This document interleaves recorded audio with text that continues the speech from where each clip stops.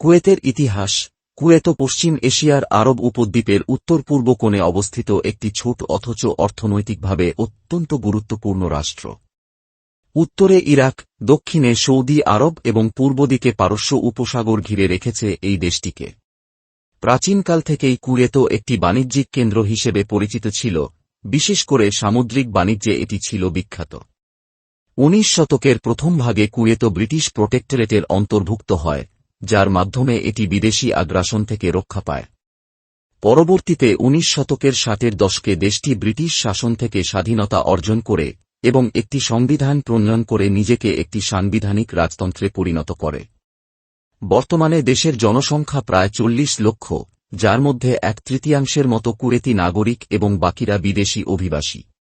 রাষ্ট্রধর্ম ইসলাম, যেখানে সুন্নি মুসলিমদের সংখ্যা প্রায় 70% এবং শিয়া মুসলিমদের সংখ্যা প্রায় 30%। প্রবাসী জনগোষ্ঠীর মধ্যে খ্রিস্টান, হিন্দু, বৌদ্ধসহ বিভিন্ন ধর্মাবলম্বী মানুষ বসবাস করে। এই বৈচিত্র্যপূর্ণ ধর্মীয় ও সাংস্কৃতিক কাঠামো কুয়েতকে একটি বহুমাত্রিক সমাজে রূপ দিয়েছে।